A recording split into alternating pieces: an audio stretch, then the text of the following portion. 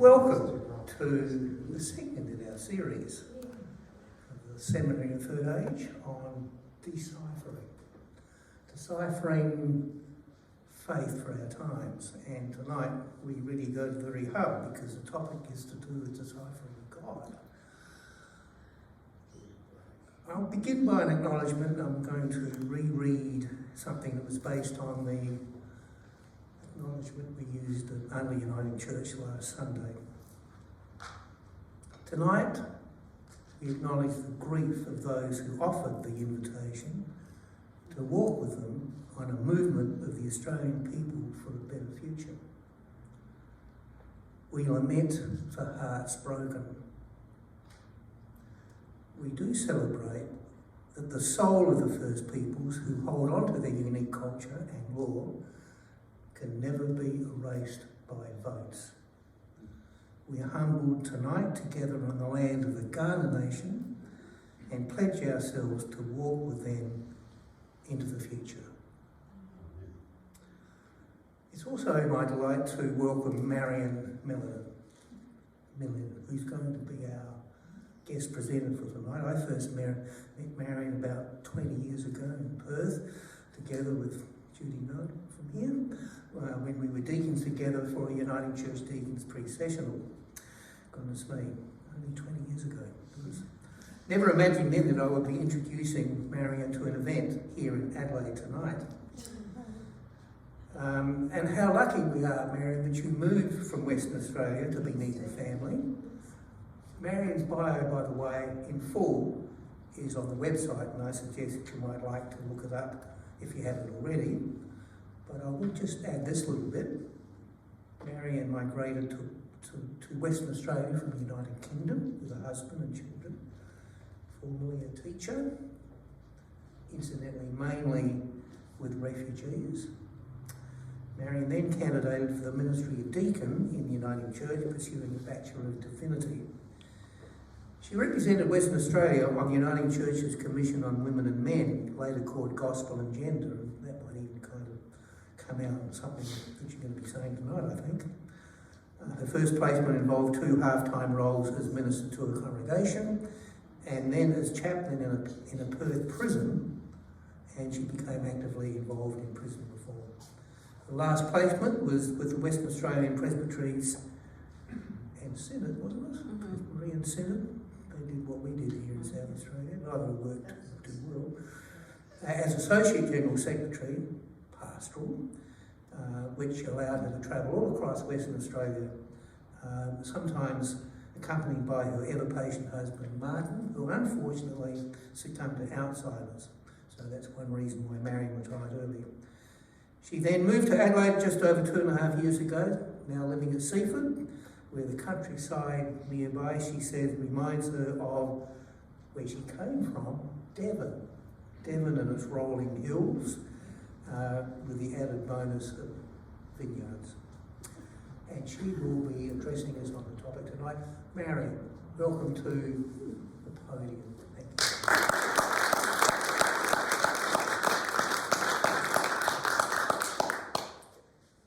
Thank you for that lovely introduction. So, when I saw that title against my name in the EFLC pamphlet, I actually nearly did a backflip. Like, what? In an hour? I thought I'd offered to speak about reclaiming the feminine face of God. Just how do you, or can you, decipher the mystery that we call God? So then I looked it up on Google, and it had this definition: to convert a text written in code or a coded signal into normal language, succeed in understanding, interpreting, or identifying something. The Cambridge Dictionary had to discover the meaning of something written badly or in a difficult or hidden way. And I thought, yep. That is indeed what women theologians of the past half-century or so have also been doing to and for our Bible and concepts of God. Well, my own deciphering journey started half a lifetime ago. I'd grown up in a church where God was entirely imaged as male or in masculine metaphors. So it came as quite a surprise that day at our church book club to hear a young woman who had a Jewish father telling us that he had taught her there were both masculine and feminine words for God in what Christians call the Old Testament. And she went on to explain how, like in French, Hebrew words are either masculine or feminine, and the latter are usually easily distinguished with an AH ending. For instance, the word for man is ish, for woman is isha. And then she rattled off words like ruah, for the forceful wind, breath, spirit of God, shekinah, for the indwelling presence or glory of God, chokhmah, for the wisdom of God. And in New Testament Greek, the word used for spirit, pneuma, is a neuter word, though wisdom, Sophia, and glory, doxa, are both feminine words. However, when we come to the English translations of the Bible, these subtle nuances are all lost by translating these divine attributes as he or it. Well, our friend then gave us some examples, like Genesis 1, where God is imaged as ruah, breath, wind, spirit, moving over the waters. In the beginning, when God created the heavens and the earth was a formless void, and there was darkness over the deep, but God's spirit breath was moving over it like a bird hovering over creation. And how this image is picked up again by the writer of Acts to signal the start of a new era in creation. The feast of Pentecost had come, and they were all together in one place when suddenly from the heaven there came a sound like a rush of a violent wind, and it filled the entire house where they were sitting. Divided tongues as of fire appeared among them and rested on each of them. And all of them were filled with the Holy Spirit and began to speak in other languages. Now, our friend was not Jewish herself because her mother was a Christian, and Jewishness comes from the mother, I believe. But she shared how, in her father's tradition, each Sabbath meal starts with the mother of the house lighting the candles while saying a traditional blessing prayer, inviting the Shekinah, divine presence, to be with the family. And this harks back to the Exodus, when appearances of the thick cloud were understood to be the Shekinah, indwelling glory of God, as found in Exodus 40. When the cloud covered the tent of meeting and the glory of the Lord filled the tabernacle, Moses was not able to enter the tent of meeting because the cloud overshadowed it, and the glory of the Lord filled the tabernacle. A story which we find echoes of in the New Testament's Transfiguration story. And the word for overshadow, which is used in the Greek Septuagint version of the Old Testament to designate Yahweh's Shekinah glory in the tabernacle, is also used by the writer of Luke's Gospel in the story of Christ's birth in Luke chapter 1. The angel said to her, "The Holy Spirit will come upon you, and the power of the Most High will overshadow you. Therefore, the child to be born will be holy. He will be called Son of God." Well, when our part Jewish friend shared this information, we were stunned, suddenly realizing that the imaging of God in Jesus' time involved feminine aspects and female gender words, which we'd lost touch with in our Christian tradition. She also went on to speak of the role of chokhmah as wisdom to be strived for with the help of books like the Psalms and Proverbs. And later, during my theological studies, I enjoyed delving into that section in the Old Testament designated wisdom literature, which uses beautiful poetic images from creation, like in the Psalms and the Proverbs and Job, and the delightful Song of Songs of Solomon, where God is imaged both as a male and a female lover. And of course in Proverbs 8 and 9, Chokmah, Lady Wisdom, is portrayed as a divine helpmate there at the beginning of creation. Does not wisdom call, and does not understanding raise her voice? On the heights, beside the way, at the crossroads, she takes her stand. Beside the gates, in front of the town, at the entrance of the portals, she cries out. When he established the heavens, I was there. When he marked out the foundations of the earth, then I was beside him as a co-worker, and I was his daily delight, rejoicing with him always. And then the end of Proverbs 9, we hear her calling out in the streets, "Come, eat of my bread and drink of the wine I have mixed. Lay aside immaturity and live and walk in the way of insight." And in these two chapters, we get a glimpse of how Jesus also saw himself as walking in this way of insight, as a follower of wisdom rather than a follower of Pharisaic law. And this is reflected in Matthew chapter 11, where even though Jesus seems despondent about the lack of understanding of the kingdom values to which he and John the Baptist were calling people, nevertheless, he knows that wisdom is vindicated by her children, i.e. her followers. Well, a year or so after that conversation with our friend, I happened to join in with an ad hoc group of women, mainly ex-Catholics, but also a couple of Anglicans, including a bishop's wife, and a former Buddhist. And we were all wanting to explore what I used to call left-wing theology.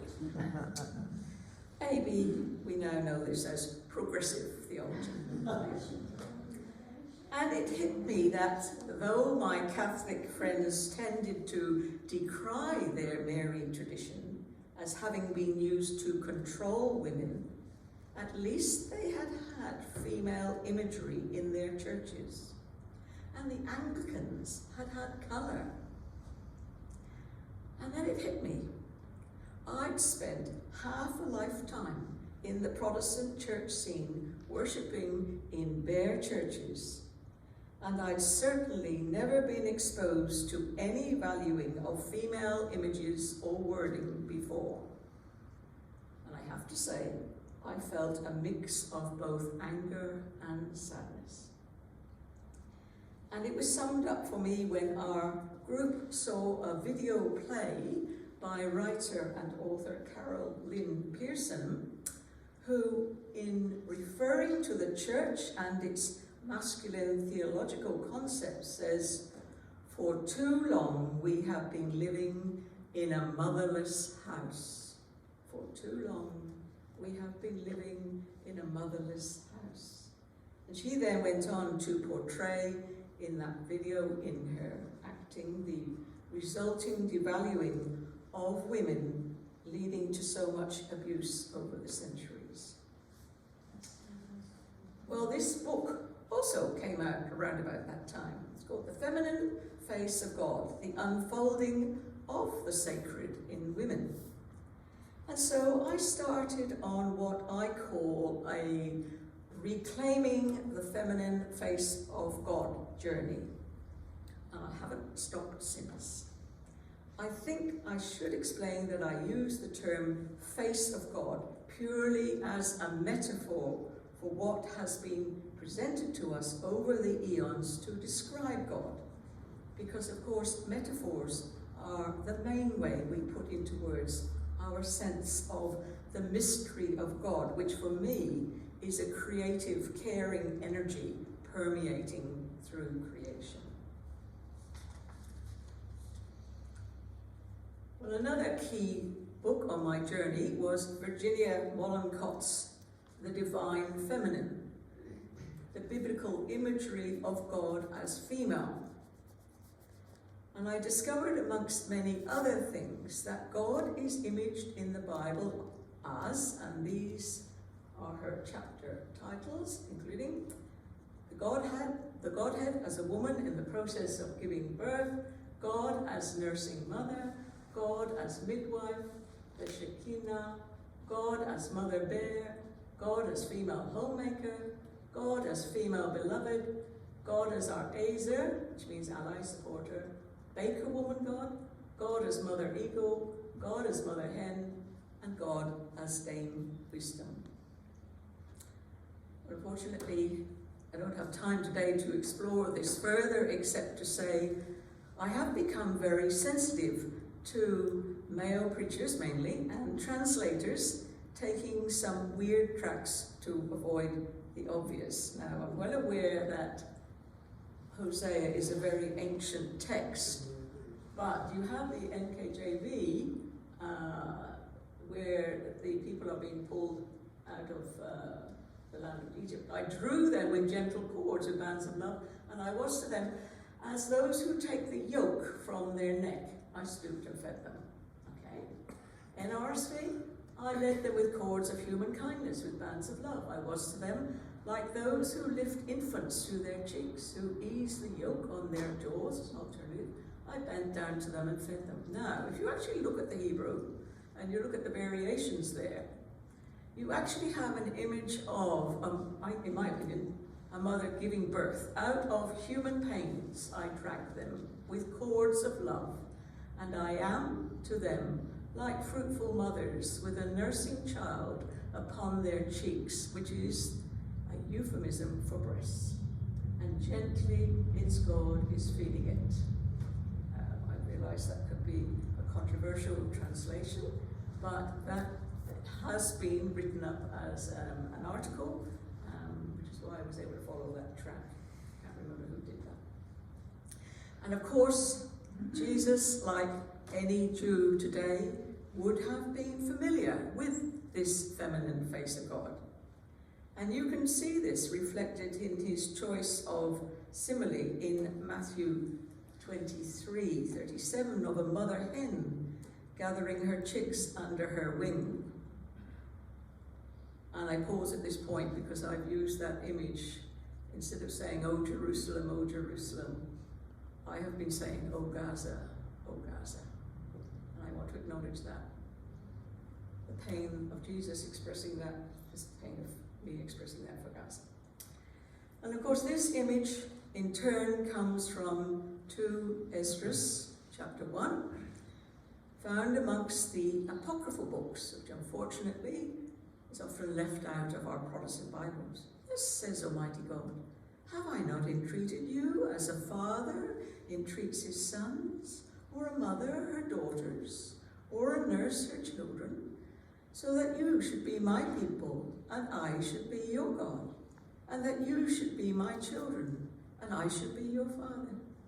I gathered you as a hen gathers her chicks under her wings, but now what shall I do to you?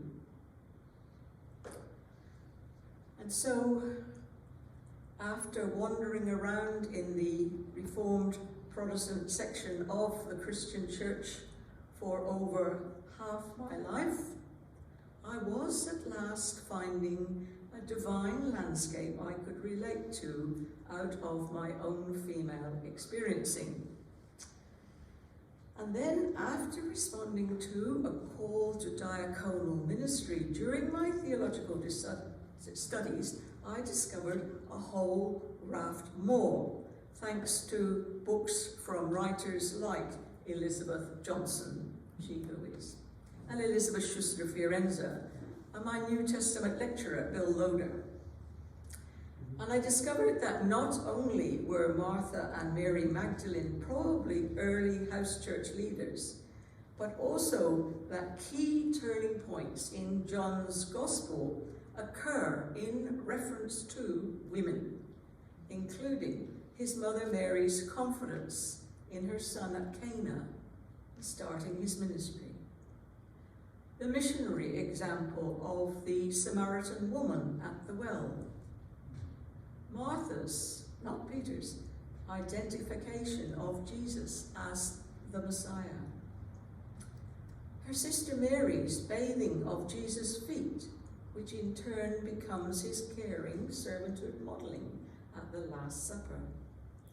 And Mary Magdalene's experience of the risen Christ. In fact, her name is the only one found in all 4 Gospels' recounts of the crucifixion and resurrection of Jesus. And in referring to Mary, Professor Schussler Fiorenza, in her book In Memory of Her, A Feminist Theological Reconstruction of Christian Origins, shows that Magdala can mean elegant or great or tower. Migdal in Hebrew means great.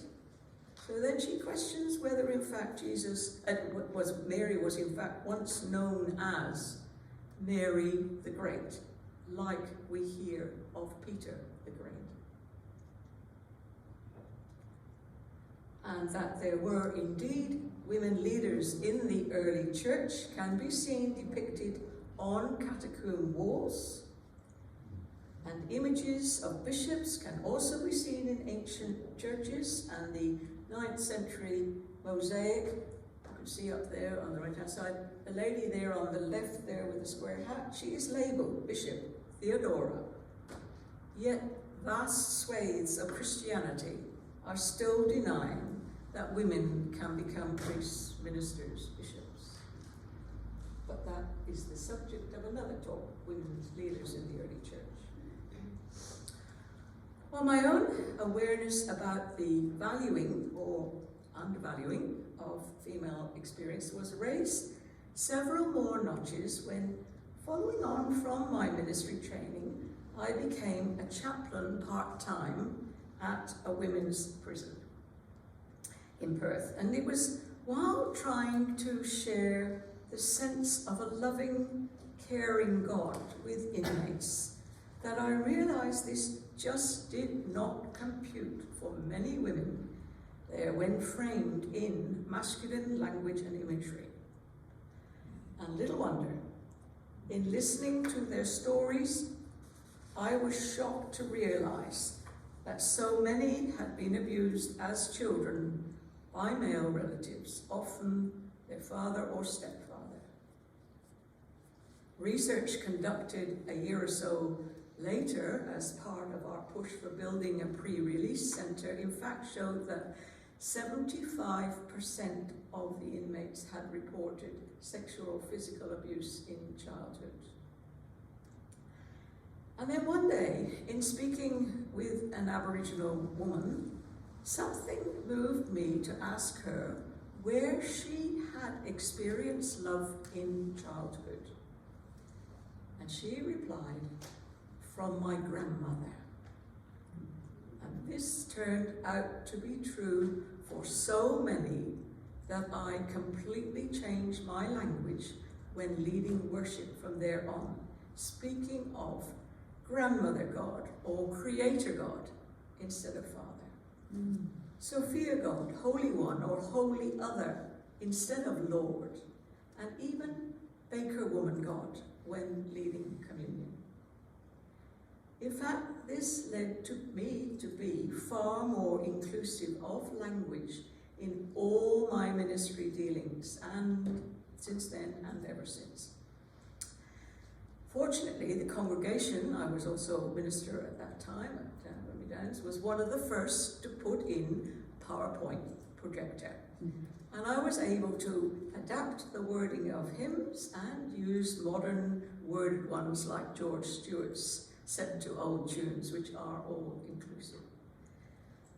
The Seaford congregation, where I currently worship, is well aware that in hymn singing I loudly change all he's to God and the word Father to Creator. Judith sits in front of me when I'm singing. And I always use inclusive imagery when I lead worship. So I had to smile when someone sent me the news item earlier this year about how the Church of England was being challenged in its use of God naming and inclusive imagery.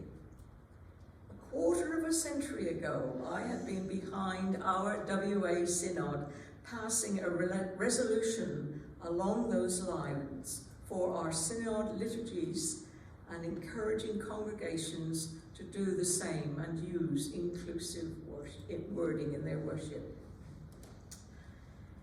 Now, don't get me wrong, this is not a frivolous matter.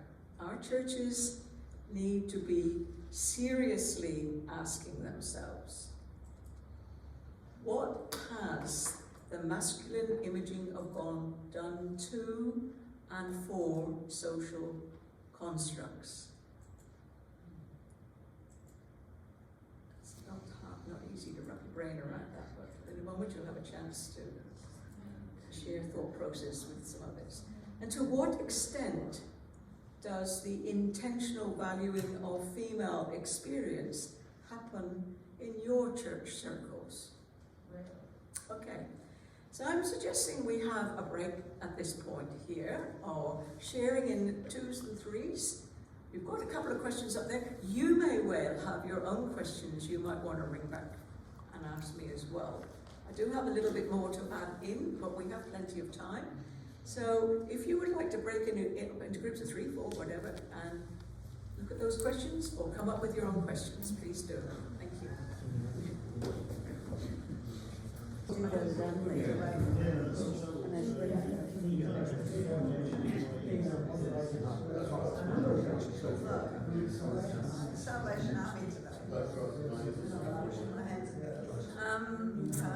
not sure whether others have finished their talking, but and I don't know if anybody would like to provide any feedback or questions at the point. I've got a little bit more to continue with in a moment, but anybody want to make any comment or any questions over here? Here we go, Grant. You'll have to be in the microphone. I don't hear very well. Can you hear me, Marion? Yes. I think you're making too much of the separation of the women and the yoke business. Okay. I think, again, there's another point where women get involved with Jesus, and that's when the Roman legionnaire greets Jesus when he comes into Jerusalem. And I think if we look at some of the modern works from Israel, The Orchard by the lady author there, she makes a bigger deal about the legionnaires being involved. And I think what happened, what may be the explanation, is that we now know through archaeology that most of the legionnaires could not afford to get married, and they bought women's slaves from the Vikings. And so the concept of having an equal marriage for those men was like a gift from God. And I think that would have been very apparent to the monks in the monasteries who were being plagued by the legionnaires and were doing the transcription of the Bible. I don't think they would necessarily make that distinction that you've made today. That women were actually were also enslaved. Okay, I'm not sure which point you're picking up. The Hosea one, I think, was the yoke, but I wasn't applying that to Jesus. But yes, thank you for that point. Okay, I don't have a comment on it, but I thank you for that information. Thank you. Anybody else want to make a comment or a question or anything out of you? Without taking anything away from what you said, Marion, I guess the assignment of gender to nouns in particular languages is apparently random if you look closely. And not that I look closely, but I've never been able to figure out why some nouns are masculine and some are feminine. There seems to be a high degree of randomness about it. Sufficient for me to say, well, let's not read too much into what a particular language says. But for all that, I certainly go along with your general point here. Thank you. Yeah. This young lady at the back there. I think a woman ought to speak. We talked about the huge change that has been in our lifetimes. Yes. But we also did talk about some structures that were in place prior, such as the women's fellowship and the amount of influence that certain females in the church had even a long time ago. So, Thank you. Which is a balancing point. Thank you.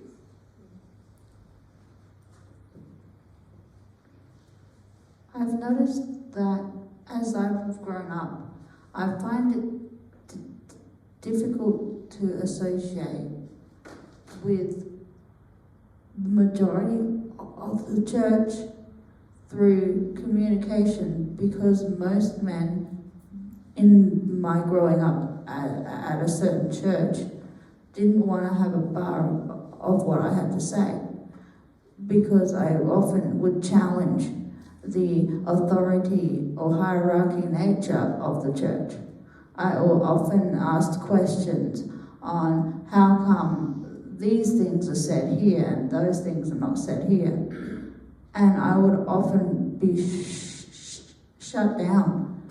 And my confidence in the Bible has dwindled over 30 years.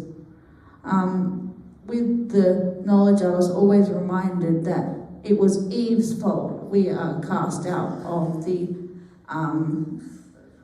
garden, and I would always come back and say, well, Eve was made for Adam. Where was Adam to stop Eve from doing something silly? Eve was younger, a little more naive, and he was older and knew the rules better, obviously. Where was him and his duty of care? Thank you. I love the challenging. Keep challenging. Yes. I'm still challenging, and I am probably twice your age. I'm probably more than twice your age, so keep challenging. I feel you. I believe Thank you. You've got this. Thank you, darling. I was just going to say something about 2 steps forward and 1 step back, because there was some news item just last week that the Presbyterian Church, continuing, has now ceased ordaining women.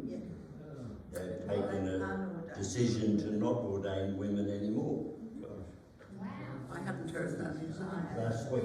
Yeah. So, yeah, they know.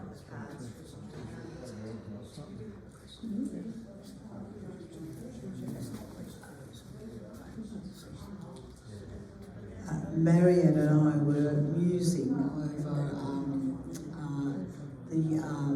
the masculinity that is certainly in our leadership, and just wondering, has there ever been a time in history when it's been much more balanced? I mean, we've seen huge steps forward, certainly in the Uniting Church, but there's lots of churches, and we've just heard from one, where the whole feminine thing is just constantly put down. Has there been a time in history, do you know of a time in history when it might have been more balanced, for a better word? I suspect the very early Christian church, in terms of its house churches, were. There were certainly female, and they were called deacons, and early church leaders. That seems to have fallen by within the time of the Roman takeover of 300 AD.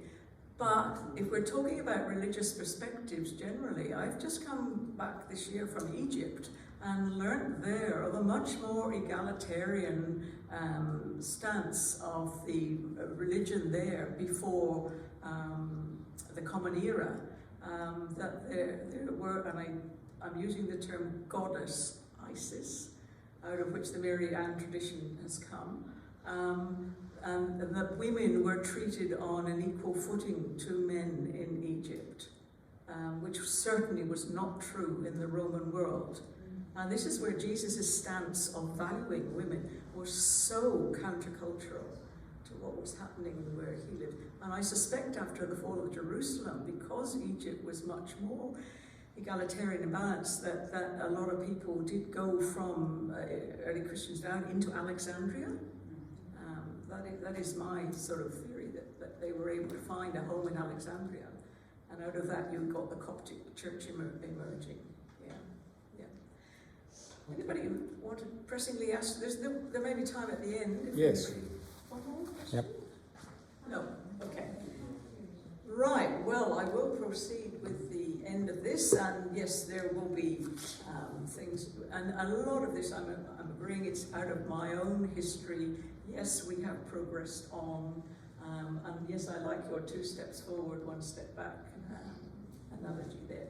But I would suggest that that sense of masculine imaging justified hierarchical understandings of patriarchal cultures across the world, where the divine is seen as male, and the king is a divine representative and head of society, and the master's right to own slaves, the father is head of the family. This is very hierarchical, patriarchal stuff. This is as it was. And then the consequence of that is the denigration of divine female images, debasement of women, merely a subset of male control, and a devaluing of female experience. And it seems to me that men across all religious traditions who gain their self-esteem from power over others tend to see their sacred texts in literal or absolute terms, usually under a judgmental male divine being whose laws are upheld as black and white. And the ability to look at such sacred texts contextually or metaphorically, and then interpretively seek connections with a greater mystery seems anathema to them. And I am talking about Islamic, Christian, Jewish traditions, and probably more so. The horrendous downside is that so much of the abuse experienced by so many, especially women and children, down through the ages, has been the result of these patriarchal dominator mindset being underpinned by masculine theological power constructs and imagery. And I was shocked when I went to Israel a couple of decades ago and witnessed the arrogant behavior of Hasidic male Jews, and we have all been shocked by the hard-hearted Hamas reaction to years of oppression. And that's not to say men don't suffer under patriarchal mindsets. And we saw this very clearly in the Royal Commission on Sexual Abuse and attitudes towards those who are gay or non-binary. But the great psychologist Carl Jung has brought another understanding, which I see as having had a subtle but freeing influence slowly creeping into our Western social consciousness over the past century. And in his Red Book, based on his experiments, he asks, what about masculinity? Do you know how much femininity man lacks for completeness? Do you know how much masculinity women lacks for completeness?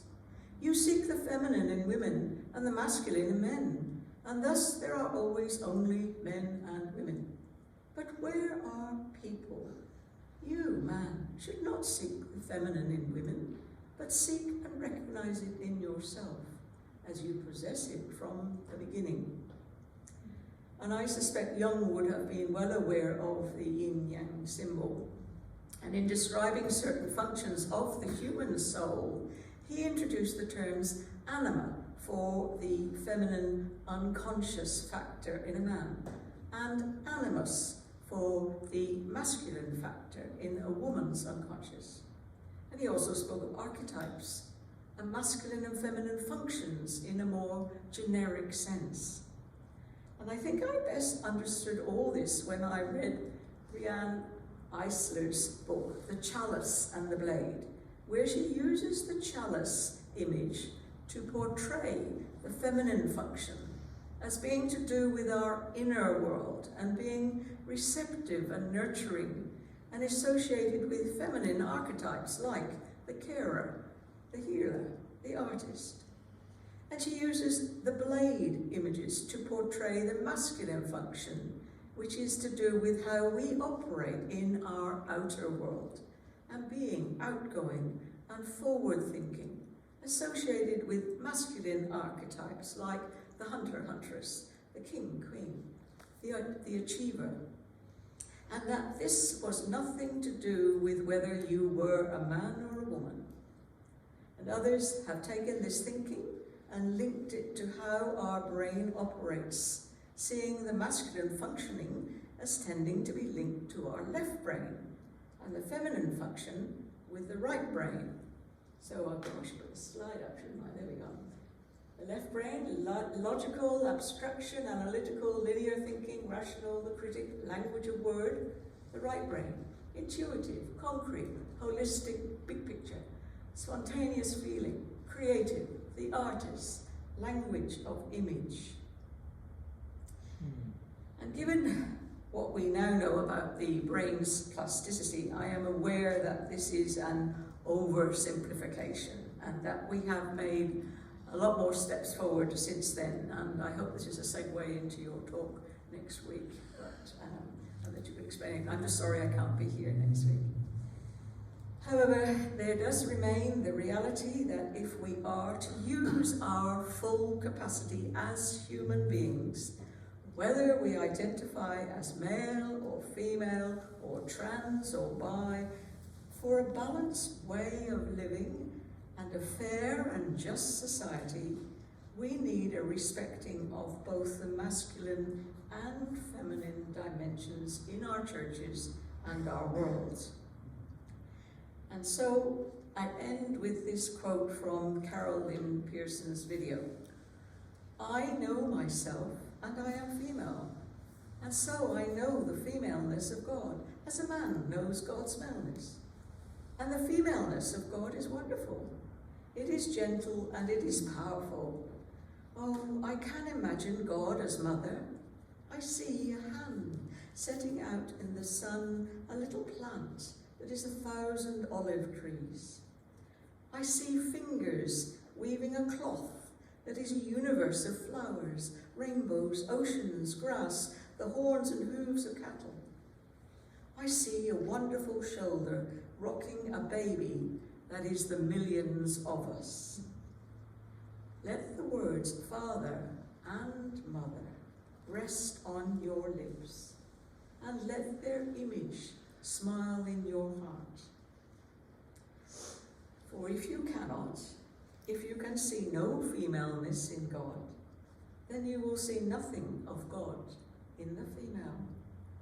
But if you can, you will see God in everyone. And thank you for listening.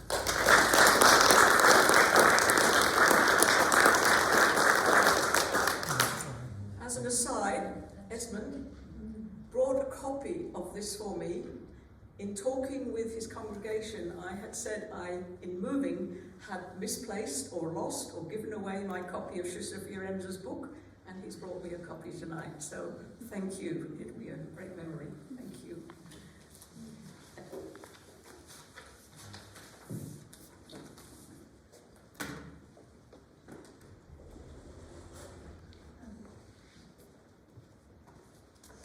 Thank you so much, Marion, for your offering tonight. And I think the way you swept us through biblical imagery, a little bit of history of the church, brought us into the more modern times. It's interesting, Carl, you're in 1930. This is what, 2023? Yeah. Still somehow has the power to speak to the present. I think we greatly valued the way you introduced the topic for us tonight. I'd like to suggest that at supper time, you continue to talk amongst yourselves, as they say, on this topic, and I'm sure Marion will be glad if you have any questions or points you want to discuss with her, you'd be glad to do so. Now, Fergus, this wasn't exactly live streamed, was it, tonight? No. But people may be watching this as a recording, and so I should have brought you into dear people watching as a recording on this program. And if any of you wish to re-hear what was presented tonight, it will be recorded in a short time. Next week, David McCurdy. Go to the next slide. If you go to the next slide, we'll see. Oh, the next slide, if you would. Click. You've got the clicker there? Oh, if I click it, right. Clicker's there. There it There is. we go. Deciphering the relationship between science and religion will be a great topic to conclude this present series with. In fact, I don't think the whole topic of deciphering can be done just in 3 short cameos. I think somehow we will find ways of continuing this theme next year when we rebrand ourselves, because next week will be the last time we operate under the heading of Seminary of the Third Age. But don't despair. We're coming back next year with a different way of doing what we have been doing with the Seminary of the Third Age.